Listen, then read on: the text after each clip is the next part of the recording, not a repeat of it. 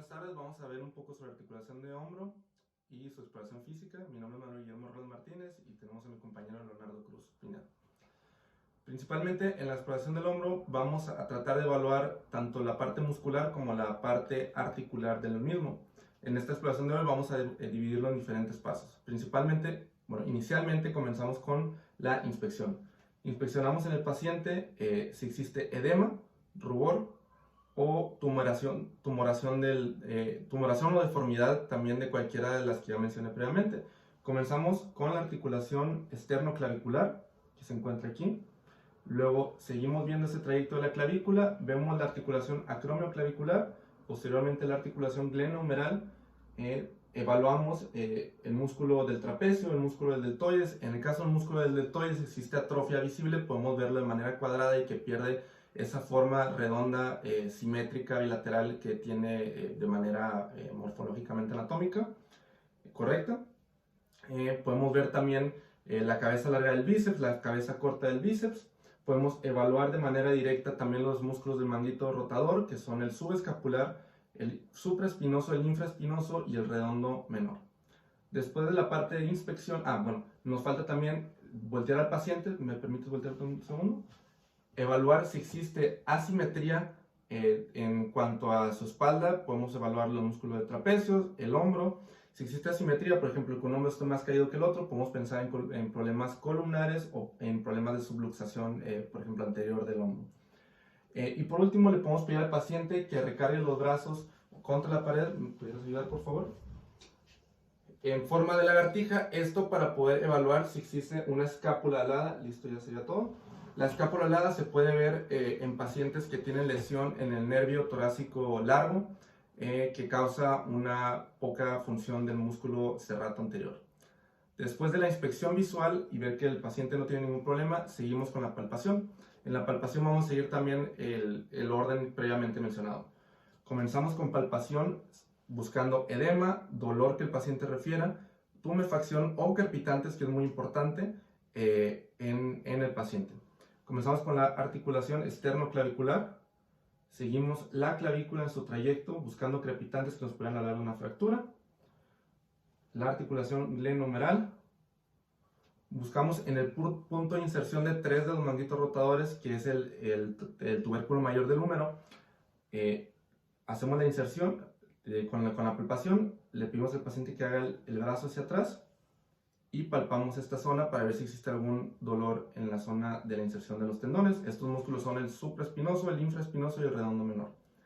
El subescapular tiene una inserción en el tubérculo menor también del húmero. Posterior a esto podemos hacer también palpación y buscar el tendón tendón de la parte larga del músculo del bíceps, que se siente como una cuerda al momento de hacer palpación acá. Igual, si no lo sentimos, podemos pedirle al paciente que haga abducción. ¿Me puedes hacer abducción? Y aducción, que vamos a sentir cómo desliza este ligamento en nuestros dedos. Seguimos con palpación del deltoides. El paciente nos puede referir dolor. Palpación del trapecio, palpación del supraespinoso, palpación del infraespinoso y palpación del redondo menor. Seguido de la palpación, vamos a evaluar los arcos de movimiento, que nos pueden hablar también de algún problema de atrapamiento subescapular, nos pueden hablar de un problema de tendinitis del bíceps o cualquier otro, una capsulitis adhesiva o algún problema articular. Entonces, primero le pedimos al paciente que haga aducción de los brazos. ¿Me puedes hacer los brazos hacia arriba de manera de lado, por favor? Hacia arriba, por favor. ¿No? El rango de movimientos son hasta 180 grados y luego le pedimos que haga aducción. Haz aducción, por favor. Hasta abajo, por favor. Si el paciente refiere dolor entre los 60 y 120 grados, podemos hablar de dos posibilidades principalmente. La primera pudiera ser un atrapamiento subescapular en donde se ve dañado principalmente el músculo supraespinoso, o pudiéramos hablar también de alguna tendinitis. En caso de que el dolor se suscite a partir de los 120 grados, podemos hablar de algún problema de la articulación acromioclavicular. Luego vamos a pedir al paciente que haga flexión de los brazos. Puedes hacer los brazos así hacia enfrente, por favor, hacia arriba, por favor, que son 90 grados en su rango de movimiento normal. Luego hacia atrás, por favor, lo más atrás que pueda. que son 60 grados en su rango de movimiento normal. Posteriormente vamos a evaluar rotación externa y rotación interna, que podemos evaluarlo de dos maneras. Le pedimos al paciente que flexione el codo y que haga el brazo hacia afuera. Lo normal son 45 y 90 grados, y le pedimos al paciente que ponga el brazo hacia atrás y haga rotación interna. También con este tipo de test podemos pedir al paciente que se voltee y con su dedo índice trate de rascar la escápula contralateral. Este sería el test de Apley. Listo. Otra manera de evaluar la rotación externa y la rotación interna sería que el paciente flexione el codo, que levante el brazo hacia el lado y le pedimos que haga el brazo hacia arriba. Esta rotación externa, lo normal son 90 grados, y ahora rotación interna, por favor. Y lo normal son también 90 grados. Aunado al rango de movimiento activo, también tenemos que evaluar el rango de movimiento pasivo. Entonces vamos a hacer exactamente lo mismo, pero ahora ayudándole al paciente.